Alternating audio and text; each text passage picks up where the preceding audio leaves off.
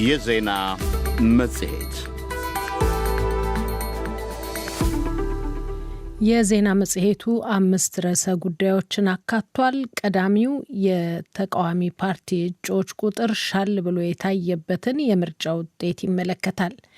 የኢትዮጵያ ብሔራዊ ምርጫ ቦርድ በርካታ የተቃዋሚ ፖለቲካ ድርጅቶች ተወካዮች ለሕዝብ ተወካዮች ምክር ቤት ተመራጭ የሆኑበትን የምርጫ ውጤት ይፋ አድርጓል።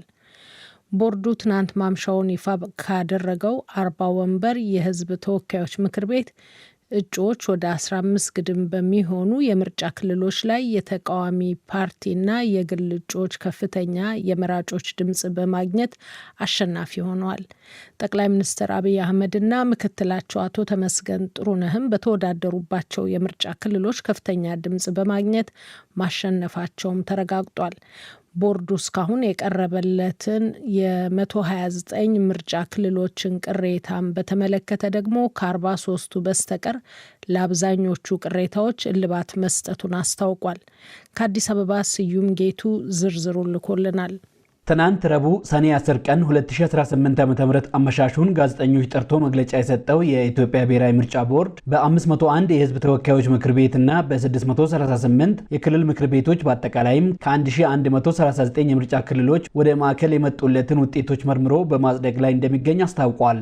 የቦርዱ ሰብሳቢ ሜላትወርቅ ኃይሉ እንዳሉት እስካሁን የ723ቱ የምርጫ ክልሎች ውጤት ጸድቀው ወደ መረጃ ቋት እየገባ ነው። እንደ ሰብሳቢዋ የ253 የምርጫ ክልሎች ውጤት ደግሞ የኦዲት ስራቸው ተጠናቀው የቦርዱ ማረጋገጫ እየተጠባበቁ ነው። ቁጥርን በትክክል አይቶ የተሰጠው ድምጽ በአግባቡ መመዝገቡን ማረጋገጥ በጣም ትልቅ ኃላፊነት ያለው ስራ በመሆኑ ይህንን የማጣራት ስራ ስንሰራ ሰነዶቹ እንደመጡ ውጤት አረጋጋጭ ለሚባሉት ባለሙያዎች ነው የሚቀርበው። እነሱ አረጋግጠው አይተው ወደ ኦዲት ክፍል ይላካል። የኦዲቱ ክፍል ደግሞ ያንን ያረጋግጥና ነው እንግዲህ ለቦርድ ለመጽደቅ የሚያቀርበው። በመሆኑም በአሁኑ ወቅት በቦርዱ ከጸደቁ 723 እና በቦርዱ ለመጽደቅ መረጃ ቋት ውስጥ የተደራጁ ካሉት 253 የምርጫ ክልሎች ውጤት በተጨማሪ ኦዲት እየተደረገባቸው ነው የተባሉ የ120 ምርጫ ክልሎች ውጤት የኦዲት ስራ እየተሰራ እንደሚገኝም ተብራርቷል። የኢትዮጵያ ብሔራዊ ምርጫ ቦርድ ሰብሳቢ ሜላትወርቅ ኃይሉ በድምፅ አሰጣጥ አቆጣጠርና ውጤት አደማመር ላይ ቅሬታ ያላቸው የፖለቲካ ፓርቲዎች ከዚህ በፊት ከተገለጸው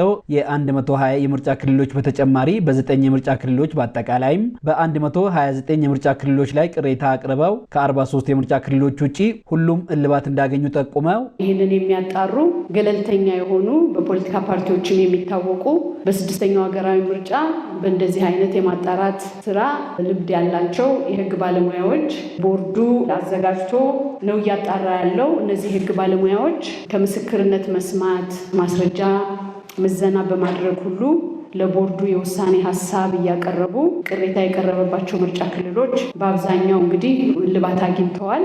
የቀረቡትን ቅሬታ በማስመልከት ዘለግ ያለ ማብራሪያ የሰጡት በቦርዱ የክልል ቅርንጫፍ ጽህፈት ቤቶች ማስተባበሪያ ክፍል ኃላፊ ቀነኒ ኢንሰርሙ በ129 ምርጫ ክልሎች ላይ 75 ያህሉ ማስረጃ ተሰምቶባቸው ቦርዱ ጉዳዩን መርምሮ ውድቅ አድርገዋል ብለዋል። የ10 የምርጫ ክልሎች ቅሬታ አቅራቢዎች ደግሞ በራሳቸው አቤቱታቸውን ማንሳታቸውን ጠቁመው አንድ የምርጫ ክልል ላይ ማስረጃዎች ተሟልቶ አቤቱታው በአግባቡ በመቅረቡ የፖለቲካ ፓርቲ ወኪሎች በተገኙበት ድጋሚ ቆጠራ እየተከናወነ ይገኛል ያሉት። ስለዚህ በአጠቃላይ ከ129 ምርጫ ክልሎች ውስጥ 86 የሚሆኑት ውሳኔ አግኝተዋል። ቦርዱ በትናንት ሮብ አመሻሽ መግለጫው የ40 የህዝብ ተወካዮች ምክር ቤትና የ35 የክልል ምክር ቤቶች በአጠቃላይም የ75 ምርጫ ክልሎች ውጤትን በይፋ ዘርዝረዋል።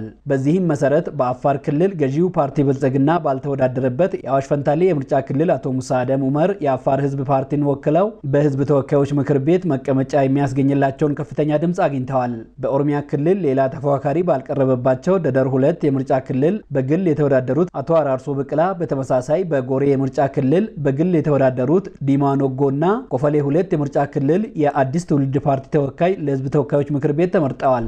በማዕከላዊ ኢትዮጵያ ክልል እነሞርና ኢነር የምርጫ ክልል የኢዜማ ተወካይ እንዲሁም በቅበት የምርጫ ክልል የነጻነትና እኩልነት እጩ ለህዝብ ተወካዮች ምክር ቤት አልፈዋል። በአማራ ክልል ገዢው ብልጽግና ፓርቲ ባልተወዳደረባቸው የኢስቴ አንድ ላይጋይንት ገርጨጭና ኩታበር የምርጫ ክልሎች የአማራ ብሔራዊ ንቅናቄ አብን ተወካዮች አቶ በጋሻው መርሻ፣ መልካሙ ጸጋዬ፣ ገብረ መስቀል አንለይና ዩሱፍ ኢብራሂም ከተፎካካሪ ፓርቲዎች ጋር ተወዳድረው ለህዝብ ተወካዮች ምክር ቤት የሚያበቃቸውን የአሸናፊነት ድምጽ አግኝተዋል። በተመሳሳይ ክልል ሳይንት 2 የምርጫ ክልል ተፎካካሪ ያልነበረባቸው የነጻነትና እኩልነት ፓርቲ እጩ የህዝብ ተወካዮች ምክር ቤት የሚያስገባቸውን ወንበር አሸንፈዋል። በደቡብ ምዕራብ ኢትዮጵያ ሎማ ቡሳ የምርጫ ክልል ለህዝብ ተወካዮች ምክር ቤት የኢዜማ ተወካይ ሲያሸንፉ፣ ከተመሳሳይ ክልል ማጀት መደበኛ የምርጫ ክልል ለህዝብ ተወካዮች ምክር ቤት የነጻነትና እኩልነት ፓርቲ ተወካይ ከፍተኛ ድምጽ አግኝተዋል። በደቡብ ኢትዮጵያ ክልል ሶዶ ዙሪያ 2 የምርጫ ክልል የወላይታ ህዝብ ዲሞክራሲያዊ ግንባር ተወካይ፣ አማሮ ኬሌ የምርጫ ክልል የኢዜማ ተወካይ እንዲሁም ወናጎ 3 የምርጫ ክልል የጌዲዮ ህዝብ ዲሞክራሲያዊ ድርጅት ተወካይ የህዝብ ተወካዮች ምክር ቤት ወንበር አሸናፊ ናቸው። በኦሮሚያ ክልል ጅማ ዞን የጎማ 2 ምርጫ ክልል ላይ ከተመዘገቡ ከ108000 በላይ መራጮች የ106028 ድምጽ በማግኘት የገዢው ብልጽግና ፓርቲ ፕሬዝዳንት ጠቅላይ ሚኒስትር አብይ አህመድ እንዲሁም በአማራ ክልል ባህር ዳር ከተማ የምርጫ ክልል አቶ ተመስገን ጥሩነህ ለህዝብ ተወካዮች ምክር ቤት ወንበር አሸናፊ የሆኑባቸው የምርጫ ውጤቶችም ትናንት በይፋ ከተገለጹ ተጠቃሾቹ ናቸው። ቦርዱ የሁሉም የምርጫ ክልሎች ውጤትን ይፋ በማድረግ አጠቃላይ ውጤቱ የሚያሳውቅበት ቀን እስካሁን አለመቁረጡን በመግለጽ በህግ የተቀመጠለትን ከምርጫው ቀን ቀጥሎ ባሉት 20 ቀናት ውስጥ ለማጠናቀቅ እንደሚጥር ግን ፍንጭ ሰጥቷል። ለዶይቼ ቬለ ዘገባ ስዩም ጌቱ ነኝ ከአዲስ አበባ። የኢትዮጵያ ወደ ባህር በር መመለስ በአፍሪካ ቀንድ ኢኮኖሚያዊ፣ ፖለቲካዊና የደህንነት ትብብርን እንደሚያጠናክር የጠቅላይ ሚኒስትር አብይ አህመድ የደህንነት አማካሪ ዶክተር ቀነዓ ያደታ አመለከቱ። አማካሪ ሚኒስትሩ ለሀገር ውስጥ መገናኛ ብዙሃን በሰጡት አስተያየት የኢትዮጵያ የባህር በር ባለቤትነት ጥያቄ ቅድሚያ የሚሰጠው ለሉዓላዊነት ጉዳይ ነው ብለዋል። አስተያየታቸውን ለዶይቼ ቬለ የሰጡ የፖለቲካ ተንታኞች ግን ኢትዮጵያ ፍላጎቶቿን በዲፕሎማሲው ረገድ አጠናክራ ልትገፋበት ይገባል ብለዋል። ከአዲስ አበባ ስዩም ጌቱ ዝርዝሩን አጠናቅሯል። ኢትዮጵያ እያነሳች ያለው የባህር በር ጥያቄ በሁሉም መመዘኛ ማለትም በታሪክም ሆነ የሕግ መሰረት እንዳለው ሞግተው የገለጹት የጠቅላይ ሚኒስትር አብይ አህመድ የደህንነት አማካሪ ዶክተር ቀነዓ ያደታ ይህ የባህር በር የማግኘት እንቅስቃሴ ብሔራዊ ጥቅምን የማረጋገጥ የህልውና ጉዳይ በመሆኑ ብሔራዊ አጀንዳ ሆኗልም ያሉት ኢትዮጵያ በተለያዩ መድረኮች የባህር በር ጥያቄ ፍትሐዊና በሰጥቶ መቀበል መርህ ላይ የተመሰረተ መሆኑን በሰፊው ስለማስገንዘባው ያብራሩት አማካሪ ሚኒስትሩ ጥያቄው በዓለም አቀፍ መድረክም ከጊዜ ወደ ጊዜ እውቅና እያገኘ መምጣቱንም አስረድተዋል። በዚህ ላይ አስተያየታቸውን ለዶይቼ ቬለ የሰጡ የቀጠና ጉዳይን በቅርበት ተከታትለው የሚተነትኑት አብዱራህማን ሰይድ ኢትዮጵያ ወደብ አልባ ሀገር እንደመሆኗ የባህር በር የማግኘት መብት ቢኖራትም ይህ ግን የሚሆነው ሉዓላዊ የሀገርነት እውቅና ካሏቸው ጎረቤቶቿ ጋር በመስማማት ሊሆን የሚገባ ነው ብለዋል። ለሰላም መገንባት፣ ለኢትዮጵያ ጥቅም ማስከበር፣ ለአካባቢውም ጸጥታና ደህንነት ማስከበር ወሳኙ ኢትዮጵያ ከሶማሌ፣ ከጅቡቲ፣ ከኤርትራ ጋር ያላትን ግንኙነቶች ማሻሻል እና የጋራ ትብብር ላይ የተመሰረተ ጥምረት ወይም ደግሞ አንድ ኮንፌዴሬሽንም እስከ መፍጠር የሚያስችል እድልና ሁኔታዎች ማስገኘት ብቻ ነው። በተባበሩት መንግስታት ድርጅት ለዓመታት የሰሩ የዓለም አቀፍ ሕግ ባለሙያው አቶ ባይሳ ዋቆያ በፊናቸው ኢትዮጵያ የባህር በር አገልግሎት ወደ ማግኘት መመለስ ብትችልም ጥቅሙ ከሌሎች የቀጠናው ሀገራት ይልቅ ከሁሉም በላይ ለራሷ የሚበጅ እንደሆነ አስረድተዋል። የኢትዮጵያ ቀይ ባህር አክሰስ ማግኘቷ ለዘመናት ነው ነበረው። በዚህ ጊዜ እኔ ዋናዋ ተጠቃሚ በኢኮኖሚውም በጸጥታም ቢሆን ኢትዮጵያ ናት እንጂ የኢትዮጵያ ያንን አክሰስ ፉል አክሰስ ስላላት ለአካባቢው ሀገራት ለሱዳን፣ ለጅቡቲ፣ ለሶማሌ አስተማማኝ ለሆነ ቀጠናዊ ጸጥታም ሆነ ኢኮኖሚ እድገት የጠቀመችው ነገር ያለ አልመሰለኝም። ማለትም የኢትዮጵያ ቀይ ባህር ላይ አክሰስ ማግኘት ለአካባቢው ጸጥታ እኔ የበረዳቸው መሞቃቸውም አይመስለኝም። ለኢትዮጵያ ግን ኦፍኮርስ ልዩ ጥቅም ነበረው። ወደቡም ጸጥታውም ቀላል ነገር አይደለም። ሀገር የባህር አክሰስ ሲኖራት ለኢኮኖሚ ለጸጥታውም አስፈላጊ መሆን ስለሆነ ኢትዮጵያ ተጠቅማለች። ኢትዮጵያ በቀጠናው የኢኮኖሚ እድገትን ትስስርንና መረጋጋትን በመምራት ረገድ ታሪካዊ ሚና አላት የሚለውን ሀሳባቸውን በሰሞነኛው ንግግራቸው ያጎሉት የኢትዮጵያ ጠቅላይ ሚኒስትር የደህንነት አማካሪው ዶክተር ቀነዓ ግን የኢትዮጵያ ወደ ባህር በር መመለስ ለቀጠናው ሰላምና መረጋጋት ቁልፍ ሚና እንዳለው ነው ያስረዱት። የአፍሪካ ቀንድ ፖለቲካ ተንታኙ አቶ አብዱራህማን ግን በዚህ የሚስማሙ አይመስልም። እኛ የኢማራቶች፣ የእስራኤሎች፣ የሌላ የአሜሪካኖችም ጭምር ጥቅም አስከባሪ ልንሆንላችሁ እንችላለን፣ ትልቅ ሀገር ነን የሚልም ንግግሮች ይሰማሉ። ግን እነዚህ ሀገራት ደግሞ ያውቃሉ፣ አሜሪካኖች ቢሆን አካባቢው ላይ ያሉ ያሉ ናቸው። በቀይ ባህር አካባቢ ለምሳሌ በሳውዲ አረቢያ አሉ፣ በጅቡቲም አሉ። ከግብፅም ጋራ በጣም ስትራቴጂክ የሆነ ግንኙነት አላቸው። ኢንፋክት የግብፅ ሰራዊት በቀጥታ ከአሜሪካ የአመቱ በቢሊዮኖች የሚቆጠር ጥቅም እና እርዳታ የሚያገኝ ሰራዊት ነው እና ፍርድ ቤት እዛ ላይ የህግ እንትን ካለ ድጋፍ ካለ ሜይቢ ማስከበር የምችልበት ሁኔታውን ማጠያየቅ ነው። የዓለም አቀፍ ህግ ባለሙያው አቶ ባይሳ ዋቆያ በፊናቸው ሁሉንም ወገኖች ተጠቃሚ የሚያደርጉ የመፍትሄ አቅጣጫዎች ዲፕሎማሲያዊ መንገድ ሊሆን እንደሚገባ ያምናሉ። በህጉ መሰረት በዓለም አቀፍ ህግ መሰረት ኢትዮጵያ ባህር መውጫ የማግኘት መብቷ ዝም ብሎ ድፍን ነው፣ ግዴታ የሌለበት ነው። ማንም ለኢትዮጵያ ተገዶ ይሄን አክሰስ ሊሰጣት የሚችል ሀገር የለም። ግን ይህ ማለት ሌላ ሰናሪዮ የለም ማለት አይደለም። ለዶይቼ ቬለ ዘገባ ስዩም ጌቱ ነኝ ከአዲስ አበባ። የኢትዮጵያ መንግስት ዜጎች ከተቋማት የሚፈልጓቸውን አገልግሎቶች ለማዘመን ያስችለኛል ያለውን የዲጂታል ማዕከል ስርዓት እየገነባ ነው። መሶብ የሚል መጠሪያ የተሰጠው የአንድ ማዕከል አገልግሎት ነዋሪዎች መንግስታዊ አገልግሎት ለማግኘት የሚገጥሟቸውን እንግልትና እጅ መንሻዎች ያስቀራል የሚል ተስፋ ተጥሎበታል። ከሐዋሳ ሸዋንግዛው ወጋየው ዝርዝር ዘገባ አለው። የኢትዮጵያ መንግስት መሶብ በሚል መጠሪያ የሚታወቀውን የአንድ ማዕከል አገልግሎት መስጫ ፕሮጀክት ተግባራዊ እያደረገ ይገኛል። ፕሮጀክቱ የአገልግሎት ሰጪ ተቋማት በዲጂታል ስርዓት ስር ሆነው ተገልጋዮች በአንድ መስኮት የሚስተናገዱበትን አሰራር የሚፈጥር መሆኑን የተነገረው ፕሮጀክቱ በደቡብ ኢትዮጵያ ክልል በአርባ ምንጭ፣ በወላይታ ሶዶና በዲላ ከተሞች እንዲሁም በማዕከላዊ ኢትዮጵያ ክልል ደግሞ በወልቂጤ፣ ወራቤና ሆሳና ከተሞች ላይ በያዝነው ሳምንት ወደ ስራ ገብተዋል። በማዕከላቱ የማስጀመሪያ መርሃ ግብር ላይ የተገኙት የኢኖቬሽንና ቴክኖሎጂ ሚኒስትር ዴኤታ ሙሉቀን ቀሬም ማዕከላቱ ዜጎች በወረቀት ቢሮክራሲ የሚማረሩበት ዘመን እንዲያበቃ የሚያደርግ ነው ብለዋል። መሶብ ዜጎች ለአንድ አገልግሎት ከአንዱ ቢሮ ወደ ሌላኛው የሚንከራተቱበት፣ ዶሴ ተሸክመው ረጅም ሰልፍ የሚቆሙበት፣ ፋይል ጠፍቷል ተብለው የሚንገላቱበትን፣ በወረቀት ቢሮክራሲ የሚማረሩበት ዘመን እንዲያበቃ ታስቦ ይሁነኝ ተብሎ የተዘጋጀ የፈጠራ መንገድ ነው። አቶ አስረስ ግዛው የኢትዮጵያ የሕዝብ እንባ ጠባቂ ተቋም የደቡብ ቅርንጫፍ ኃላፊ ናቸው። የመሶብ የአንድ ማዕከል አገልግሎት መከፈት በአገልግሎት አሰጣጥ ረገድ ያለው ጠቀሜታ ከፍተኛ መሆኑን ነው ኃላፊው ለዶይቼ ቬለ የተናገሩት። የአንድ መሶብ ማዕከል አገልግሎት ዋነኛ ፍልስፍናው ጉዳይ አስፈጻሚው ሳይሆን መረጃውና ሰነዱ ይንቀሳቀስ የሚል ስለሆነ በተለይ ጊዜና ወጪን ከመቆጠብ አንጻር ቀደም ሲል የአንድ ተገልጋይ አንድን ጉዳይ ለማስፈጸም ከተለያዩ መስሪያ ቤቶች ማረጋገጫና ፊርማ ፍለጋ በየቢሮው መንከራተት ነበረበት። አሁን ግን ያው ሁሉንም አገልግሎቶች በአንድ ጣራ ስር በማግኘት የትራንስፖርት ወጪና የሚባክንበትን ጊዜ በእጅጉ ይቀንሳል ብዬ አስባለሁ። የቢሮክራሲ ሰንሰለትንም ከመበጠስ አንጻር አገልግሎቶች በተቀናጀና በተደራጀ መልኩ በአንድ ማዕከል ስለሚሰጡ ዛሬ የሉም ነገ ኑ የሚሉ ሰበቦችና እንግዲህ የተንዛዙ ቢሮክራሲ ሂደቶች ስለሚቀንስ የተገልጋይ እርካታ ይጨምራል ብዬ ነው የሚገልጸው። የማዕከላቱ ስራ መጀመር ወደ ሕዝብ እንባ ጠባቂ ተቋም የሚመጡ ቅሬታዎችን ይቀንሳል የሚል እምነት እንዳላቸውም አቶ አስረስ ጠቅሰዋል።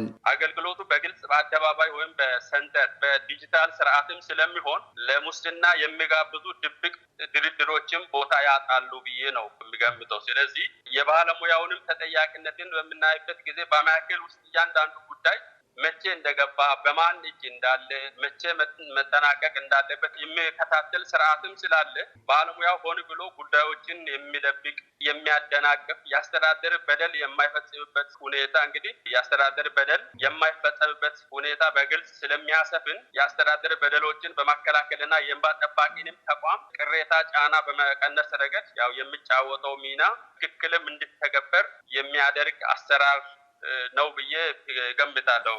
ዶይቼ ቬለ ማዕከላቱ ከተከፈቱባቸው ከተሞች መካከል የወላይታ ሶዶና የዲላ ከተሞች ነዋሪዎችን አስተያየት ጠይቋል።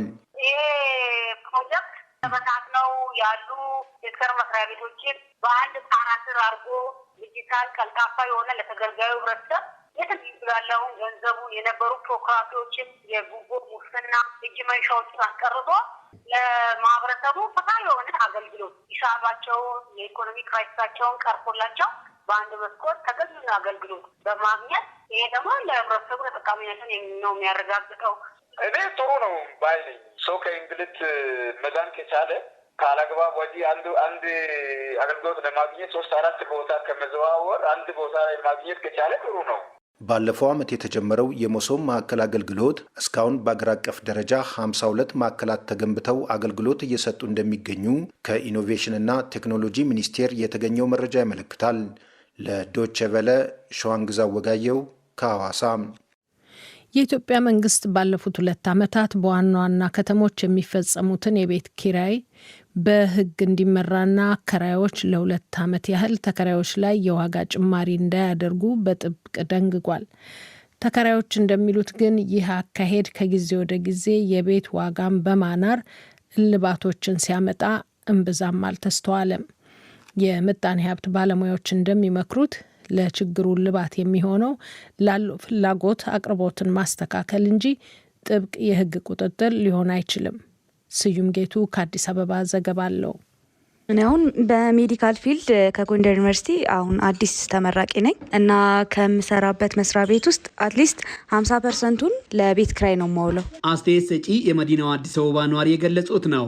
በኢትዮጵያ የክራይ ውል ምዝገባ የሕግ ገደብ ሰኔ 30 ቀን መቃረቡን ተከትለው የአዲስ አበባ ቤቶች ልማትና አስተዳደር ቢሮ ያለ አግባብ የቤት ክራይ ዋጋ በሚጨምሩና ሕገወጥ በሆነ መንገድ ተከራዮችን በሚያባርሩ ያሏቸው አከራዮችን እያስጠነቀቀ ነው።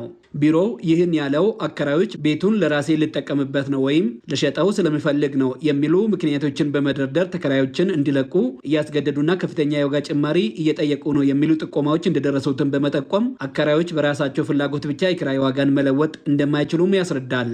የቢሮ ኃላፊ ወይዘሮ ቅድስት ወልደ ጊዮርጊስ ለሀገር ውስጥ መገናኛ ብዙሃን እንደገለጹት በመዲናዋ አዲስ አበባ የቤት ክራይ ገበያን ለማረጋጋት በማዕከላዊ የመረጃ ቋት ወይም ዳታቤዝ ወደ 500 ሺህ የሚጠጉ የክራይ ቤቶች ተመዝግበው የቤት ክራይ ውል በሕግ የተቀመጠው ቢያንስ ለ2 ዓመታት እንዲያገለግል ተደርጎም በመሆኑ ለሚቀጥለው የክራይ ዘመን ማስተካከያ ካስፈለገ ለመወሰን አሁን ላይ ጥናት እየተካሄደ ነው ብለዋል። በዚህም የቤት ክራይ ዋጋን የማስተካከል ስልጣን ያለው መንግስት ብቻ እንደሆነ ማጽነው ሰጥተዋል። ይሁንና አስተያየታቸውን ለዶይቼ ቬለ የሰጡ የአዲስ አበባ ከተማ ነዋሪዎች ባለፉት 2 ዓመታትም ሆነ አሁን እያደር በመዲናዋ ያለው የቤት ክራይ የዋጋ ሁኔታ ከመጠን በላይ መናሩን ይገልጻሉ። መንግስት መቆጣጠሩ የቤት ክራይ ጭማሪ እንዲሆን ያደረገው እንጂ እንዲስተካከል አላደረገም። ፍሪ መሆኑ ይሻል ነበር። የተወሰኑ ሰዎች ላይ አሁን ዝቅ አድርጎ የሚያከራይ ሰው ነበር፣ ግን የዚህ አካባቢ ዋጋው ከዚህ በታች አይደለም በማለት ተከራዩ ላይ እንዲጨምሩ እንዲደረግም አድርጓል ይሄኛው ህግ። ሌላም አስተያየት ሰጪ ቀጥለው አሁን ባለፉት 2 ዓመታት ላይ ያንዳንዶቹ ሰዎች መያዣ ሆኗል። ግን ደግሞ አሁን ማለት ጨምሯል አልጨመረም ለሚለው በጣም የጨመረ ነው። ምክንያቱም ውል በሚገባበት ሰዓት ራሱ ተጨምሮ የገቡ ሰዎችም አሉ።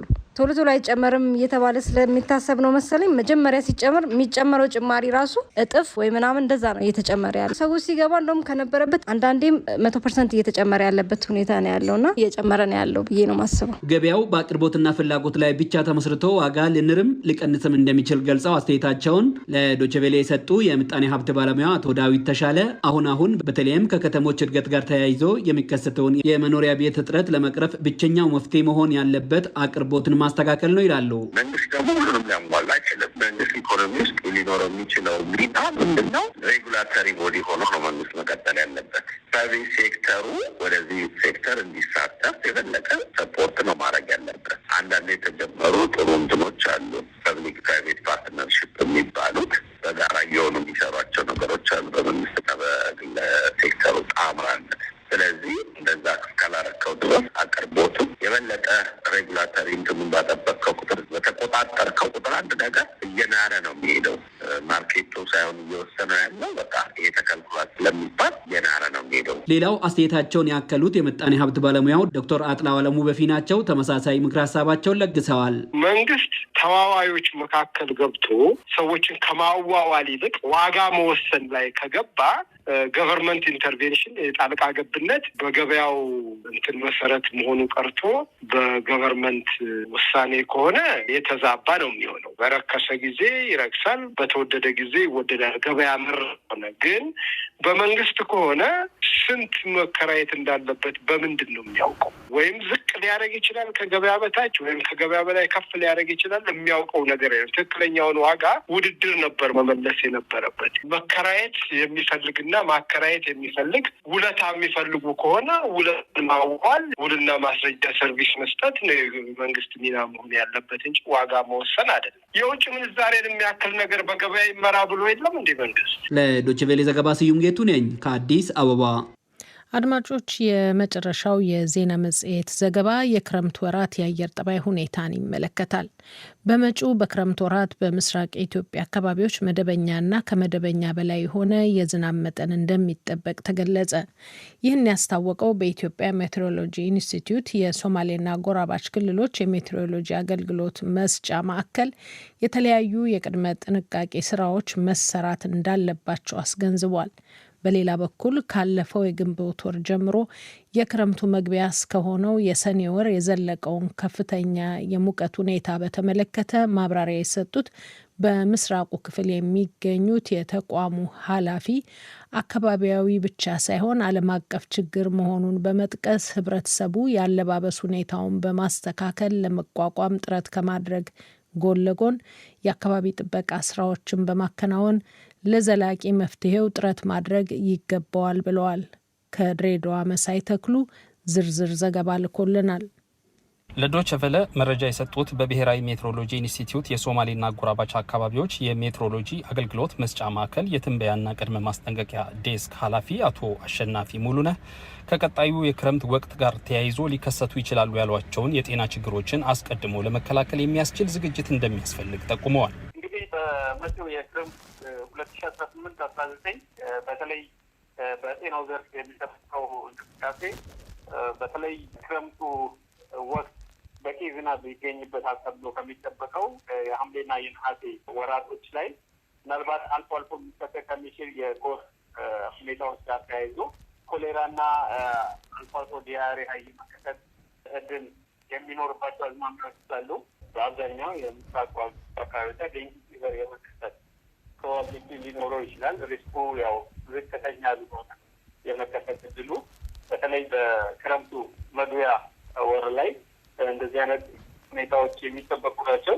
ማላሪያና ዲያሪያ ዝቅተኛ በሆነ ሁኔታ ተጠባቂ ስለሚሆን የጤናው ባለሙያም ሆነ ህብረተሰቡ ሆነው የመከላከል እንቅስቃሴዎችን ማድረግ ይጠበቅበታል።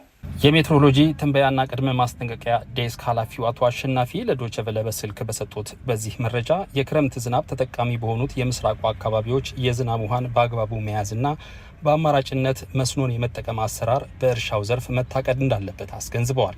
እርሻ ኢኮኖሚ ዘርፍ የተሰማሩ አርብቶ አደርና ከፊል አርብቶ አደር ባለሙያ ጨምሮ የሚመጣውን የዝናብ ውሃ በጉድጓድ የማጠራቀም በተለይ ሰፕሊመንተሪ ኢሪጌሽን ይሄ የመስኖ አጋዥ የሆነ የመስኖ እንቅስቃሴዎችን ተግባራዊ የሚያደርጉበትን አዝማሚያ እንቅስቃሴዎችን ፕላን በማድረግ ተግባራዊ ማድረግ ይኖርባቸዋል። ክረምት ተጠቃሚ በሆኑት አካባቢዎች መስኖንና ሌሎች አማራጮችን ማቀድ ያስፈለገው በምን ምክንያት ነው? እንግዲህ የዝናቡ ሁኔታ በአብዛኛው የክረምት ተጠቃሚ በሆኑት በሰሜን ሶማሌና ምስራቅ ሐረርጌ አካባቢዎች ላይ ሐረሪም ክልል ድሬዳዋንም ይዞ ክረምቱ ጥሩ አዝማሚያ ቢኖሩ በተለይ በመስከረምና በሰኔ በክረምቱ መግቢያና ሙሉ አካባቢዎች ላይ የመቆራረጥ ሁኔታዎች ተጠባቂ ናቸው። ከዚህ አንጻር ነው። በሌላ በኩል የክረምቱ መግቢያ በሆነው በዚህ የሰኔ ወር ጭምር በአካባቢው የሙቀት መጠን መጨመር መንስኤን በሚመለከት ማብራሪያ የሰጡት አቶ አሸናፊ ሁኔታውን ለመቋቋም ህብረተሰቡ መተግበር ይጠበቅበታል ያሉትን ምክረ ሀሳብ ሰጥተዋል። ከመደበኛ በላይ እየመጣ ነው የቀን የሙቀት ሁኔታ። በአማካኝ ከምናገኛቸው የቀን የሙቀት ሁኔታዎች እየዘለለ ስለሆነ ብዙ ጊዜ አሁንም ደረቅ ማመጣት እንደ ቀድሞ አንድ ላይ መደበኛ ጥሩ የተስተካከለ ሌላው ላይ ትንሽ አስደናቂ ወይም ከመደበኛ በላይ ሆነ ሙቀት ነበር። አሁን ግን ለብዙ ወራት ብዙ ሲዝኖች ከ4-5 ወቅቶች በላይ ከመደበኛ በላይ ተሰጠበት የቀኑ የሙቀት ሁኔታ ማለት ነው። ከዚህ ጋር ተያይዞ እንግዲህ ህብረተሰቡ የአለባበስ ስርዓቱን የሚያሻሽልበት ሁኔታ በሜትሮሎጂ ትንበያና ቅድመ ማስጠንቀቂያ በየቀኑ የሚተላለፉ አሉ፣ በየአሰሰው የሚተላለፉ መረጃዎች አሉ። እነዚህን መረጃዎች ያው ተጠቃሚ መሆን ይችላል ማለት ነው። በየቀኑ የሚተላለፉ ትንበያዎችን በመጠቀም የአለባበስ ስርዓቱን ማሻሻል ይችላል። ሌላው ደግሞ ያው ህብረተሰቡ አካባቢ በአረንጓዴ በማስዋብ ማሻሻል ሁኔታዎች ድርቅ በሆኑ አካባቢዎች ላይ አካባቢውን የመለወጥ ስርዓት እንቅስቃሴዎች መጠናከር ይኖርባቸዋል። ለዶይቼ ቬለ ዲ.ደብሊው ዘገባ መሳይ ተክሉ ድሬዳዋ። የኢትዮጵያ ወደ ባህር በር መመለስ በአፍሪካ ቀንድ ኢኮኖሚያዊ፣ ፖለቲካዊና የደህንነት ትብብርን ያጠናክራል መባሉ የተቃዋሚ ፓርቲ እጩዎች ቁጥር ሻል ብሎ የታየበት የምርጫ ውጤት መሶብ የሚል መጠሪያ የተሰጠው የአንድ ማዕከል አገልግሎት በጥብቅ የመንግስት ቁጥጥር የሚመራው የቤት ኪራይና የክረምት ወራት የአየር ጠባይ ሁኔታ ትንበያን ያስቃኘን የምሽቱ የዜና መጽሔት ጥንቅር በዚሁ አበቃ።